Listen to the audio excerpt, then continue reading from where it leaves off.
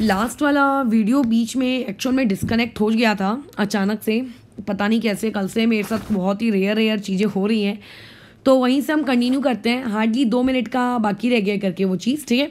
तो अगर मान लेते हैं कि आपको कोई पूछेगा कि आपको इलेक्ट्रोमैग्नेटिक रेडिएशंस को क्या करना है, अरेंज करना है उनके वेवलेंथ के ऑर्डर में, तो जिसको ये पता है कि कौन किसके बाद आता है वो अरेंज कर लेगा। तो आपको ये पैटर्न याद होना चाहिए कि रेडियो के बाद तो आप लोगों की माइक्रोवेव आती है, माइक्रोवेव के बाद इंफ्रारेड आती है, इंफ्रारेड के बाद आपका विजिबल, देन आप लोगों के पास अल्ट्रावायलेट रेज रहेंगी, एक्स रेज रहेंगी, गामा रेज रहेंगी एंड देन कॉस्मिक रेज रहेंगी।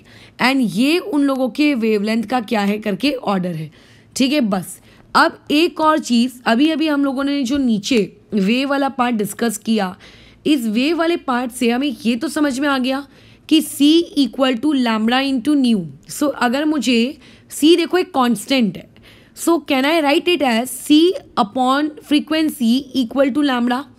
इफ मैं कांस्टेंट को हटाऊं तो lambda is inversely proportional to frequency. ये चीज़ साफ साफ दिख रही है। यानी कि अगर मैं ये कहूँगी कि रेडियो वेव्स के पास, उनकी जो रेडियो वेव्स आप लोगों की हैं, इनके पास सबसे बड़ी वेवलेंथ है, यानी कि ये मैक्सिमम वेवलेंथ कैरी करती हैं अपने साथ, तो इसका मतलब ये है कि ऑब्वियस है कि इनके पास फ्रीक्वेंसी कैसी रही होगी, इनकी मिनिमम फ्रीक्वेंसी वाली होंगी। और जो तुम लोगों की कॉस्मिक रेज है, इन कॉस्मिक रेज के पास अगर मैं ये कहूँगी कि इन बेचारों के पास मिनिमम वेवलेंथ है, तो भले इन लोगों के पास मिनिमम वेवलेंथ है, बट इन लोगों के पास क्या है, आप लोगों के पास मैक्सिमम फ्रीक्वेंसी है। तो ये टॉपिक थोड़ा सा तुम्हारे काम आएगा। तो जिस इंसान को ये पता हो कि वेवलेंथ का ऑर्डर क्या है, वो इंसान ऑब्वियस है फ्रीक्वेंसी का भी ऑर्डर लिख लेगा। बट उसके लिए ऑब्वियस है कि आपको ये चीज़ याद होनी चाहिए कि कौन किसके बाद आता है। अगर इसमें ही कन्फ्यूजन क्रिएट हो गया कि रेडियो के पहले माइक्रोवेव की माइक्रो वगैरह, तो ये दिक्कत हो जाएगी, ठीक है। अच्छा, अब क्योंकि आपकी जो रेडियो वेव्स होती हैं, ये जो रेडियो वेव्स हैं, इन लोगों की आपका बहुत ही ज़्यादा लॉन्गेस्ट वेवलेंथ होती है। तो लॉन्गेस्ट वेवलेंथ होने की वजह से आपकी जो रेडियो वेव्स हैं, ये रेडियो वेव्स किस काम के लिए की जाती हैं, ब्रॉडकास्टिंग के काम आती हैं करके, ठीक है। इवन जो आप लोगों के सैटेलाइट फ़ोन्स होते हैं, उन सैटेलाइट फ़ोन्स में भी हम किसका इस्तेमाल करते हैं, रेडियो वेव्स का इस्तेमाल करते हैं। अब एक चीज़ तुम ये देखो कि इंफ्रारेड वाली इलेक्ट्रोमैग्नेटिक रेडिएशन और अल्ट्रावायलेट वाली जो इलेक्ट्रोमैग्नेटिक रेडिएशन है, इसके बीच में आप लोगों का विजिबल स्पेक्ट्रम लाई करता है। विजिबल स्पेक्ट्रम यानी कि जिस कलर्स को हम देख पाते हैं अपनी आंखों से, जो हमारे लिए विजिबल है। We cannot see gamma rays, we cannot see ultraviolet rays, we cannot see infrared rays, but we see some colours. तो जो चीज़ हमारे लिए विजिबल है, that is visible spectrum. So visible spectrum में डिफरेंट कलर्स आएंगे, ठीक है।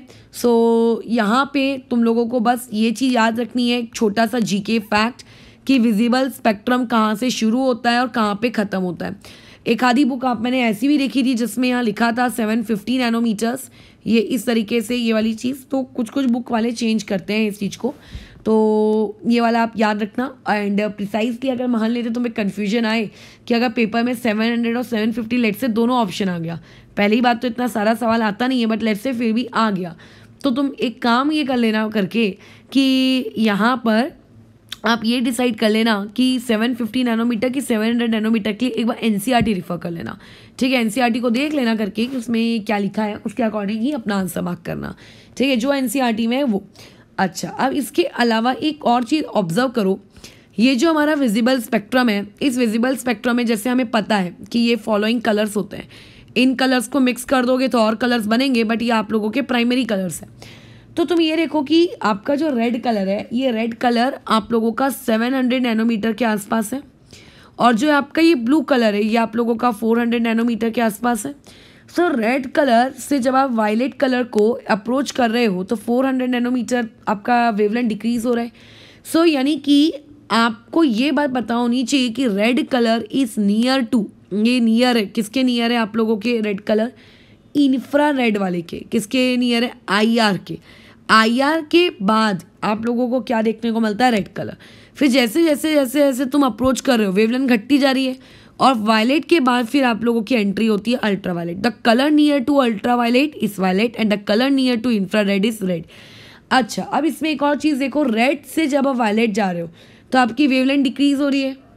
ये चीज़ तुमने 10th क्लास में फिजिक्स में भी पढ़ी होगी कि आपके सिग्नल्स में रेड लाइट को क्यों यूज़ किया जाता है, क्योंकि उन लोगों का मैक्सिमम वेवलेंथ वो ट्रैवल कर सकती हैं।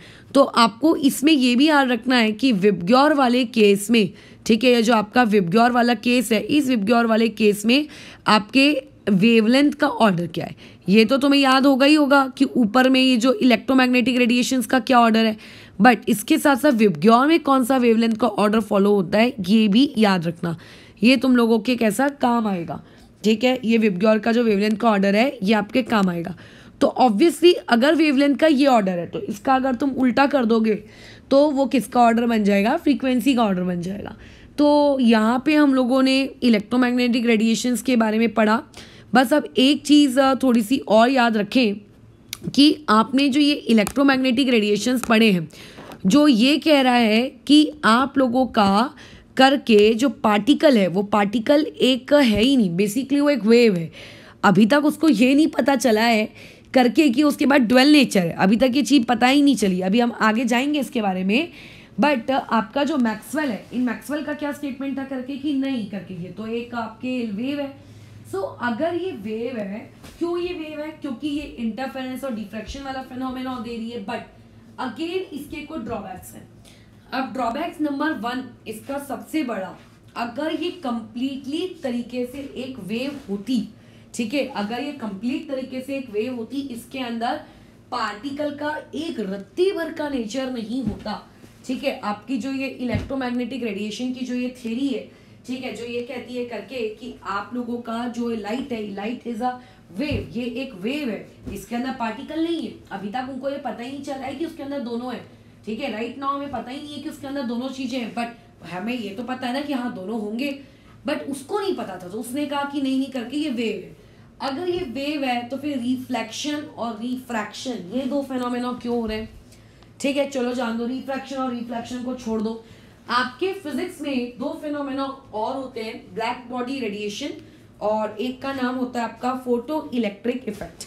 हम लोग ब्लैक बॉडी रेडिएशन तो नहीं पढ़ेंगे क्योंकि वो मेरा सिलेबस है ही नहीं, आप फिजिक्स में देखोगे काइनेटिक थ्योरी और गैसेस थर्मोडायनेमिक्स में वाली चीज़ को। बट फोटो इलेक्ट्रिक इफेक्ट हम लोगों का ऑब्वियसली नेचर रहेगा, बट वो भी उतने डिटेल में नहीं रहेगा जितना केमिस्ट्री में रिक्वायर्ड है, से उतना रहेगा। तो ऐसे केस में आपका जो ये फिनोमेना होता लाइक आप लोगों का फोटो इलेक्ट्रिक इफेक्ट, ठीक है, उसके बाद आप लोगों का जो एक दूसरा फिनोमेना होता करके क्या कहते हैं इसको हम लोग, ये हो गया आपका एक फोटो इलेक्ट्रिक इफेक्ट और दूसरा हो गया तुम लोगों का ब्लैक बॉडी रेडिएशन। सो ये ब्लैक बॉडी रेडिएशन या फिर आप लोगों के फोटो इलेक्ट्रिक इफेक्ट को आपकी वेव थ्योरी, ठीक है, वेव थ्योरी इसे एक्सप्लेन नहीं कर पाई। यानी कि अगर कोई पूछेगा कि आप लोगों का जो वेव थ्योरी है, इस वेव थ्योरी का जो फेलियर क्या है, ठीक है, तो इस वेव थ्योरी का फेलियर है कि photo electric effect and black body radiations को एक्सप्लेन नहीं कर पाई। इवन हम लोग अभी प्लैंक क्वांटम थ्योरी सीखने वाले हैं आज। इस प्लैंक क्वांटम थ्योरी के बाद हम लोग लाइन स्पेक्ट्रम वगैरह सीखेंगे। तो ये जो लाइन स्पेक्ट्रम था, इस लाइन स्पेक्ट्रम को भी आप लोगों का वेव थ्योरी नहीं बता पाई, ठीक है। और बस इतने से आप लोगों के वेव थ्योरी के ड्रॉबैक्स थे। अब वेव थ्योरी के बाद लोगों ने ऐसा सोचा कि ये black body radiation, photo electric effect, ये सारी चीज़ों को हमें समझना है। सो देयरफॉर यहाँ से एक नए टॉपिक का जन्म हुआ। That new topic is known as what, आप लोगों का प्लैंक्स क्वांटम थ्योरी।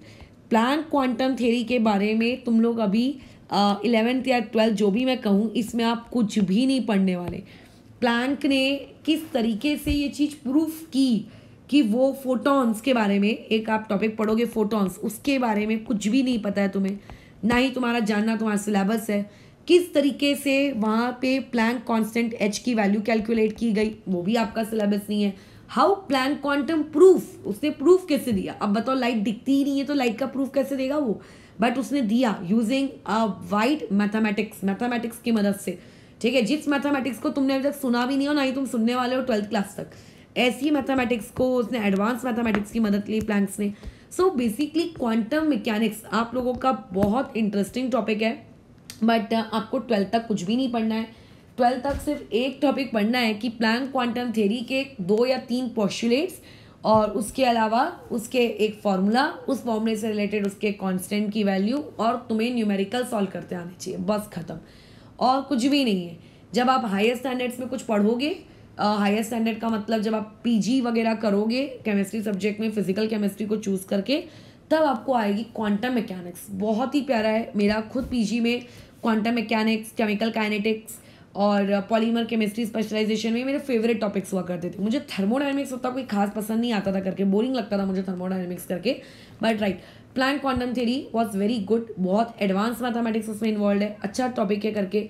कुछ भी तुम्हारे अभी उसके बारे में नहीं पता है, तो अभी तुम लोगों को सिर्फ इतना करना है कि तुमसे उस प्लैंक क्वांटम थ्योरी के जो छोटे छोटे न्यूमेरिकल है, फॉर्मूला दिया है, वैल्यू पुट करो, आंसर निकालो, बस उतना ही है तुम्हारे सिलेबस में। ये तुम लोगों से बनना चाहिए। सो नेक्स्ट वीडियो हम लोगों का जो रहेगा वो प्लैंक क्वांटम थ्योरी पे रहेगा। एंड रही बात ब्लैक बॉडी रेडिएशन की, वो मैं नहीं पढ़ाने वाली हूँ। तुम चाहो तो उसको गूगल कर सकते हो, बहुत ही सिंपल सा टॉपिक है। अदरवाइज इवन जब तुम्हें सर पढ़ाएंगे फिजिक्स में, तो फिजिक्स में भी वो उतना डिटेल में नहीं है, बट ऑब्वियस है कि थोड़ा बहुत कुछ तो बताएंगे वो उससे रिलेटेड। मैं उतना भी नहीं बताने वाली हूँ। तुम चाहो तो उसको गूगल आउट कर लो, या फिर जो शीट मिलेगी उस शीट से उसको रीड करना चाहते हो तो रीड कर सकते हो। बट हाँ, हम लोग फोटो इलेक्ट्रिक इफेक्ट थोड़ा बहुत पढ़ेंगे, जितना हम लोगों को केमिस्ट्री में जितनी ज़रूरत है। एंड उसके अलावा फिर हम लोग अभी अपना next topic Planck quantum theory और स्पेक्ट्रा वगैरह हमको पढ़ना है, इसमें रखेंगे, ठीक है। तो आज की क्लास के लिए तुम्हें सिर्फ एक चीज़ याद रखनी है, C=λ/ν, बस बात खत्म। बाकी के सब प्रवचन थे, और ये इलेक्ट्रोमैग्नेटिक रेडिएशंस का ये ऑर्डर आपको याद रखना है, बस। बाकी क्या है electromagnetic radiation, electric field, magnetic field, बस खत्म। 3 पॉइंट्स और बात खत्म, ठीक है। और ये फेलियर्स वगैरह अगर याद रख सको तो अच्छी बात है करके, ठीक है। और अभी जो तुम लोगों को मैं 8 या 10 सवाल दूंगी वो इस फॉर्मूला बेस दूंगी। इतने छोटे सवाल होंगे, मुझे नहीं लगता तुम लोगों का कोई डाउट वाउट उस पर आएगा, बट हाँ, एक तरीके से अपने हाथ पे कमांड बैठाने के पर्पज़ के लिए कि हाँ मैंने कर लिए हैं, उसके जैसे सवाल, सेल्फ सेटिस्फेक्शन के लिए ये वाले सवाल मैं अभी देती हूँ। फिर रात को हम लोग प्लैंक क्वांटम थ्योरी पढ़ेंगे, ओके।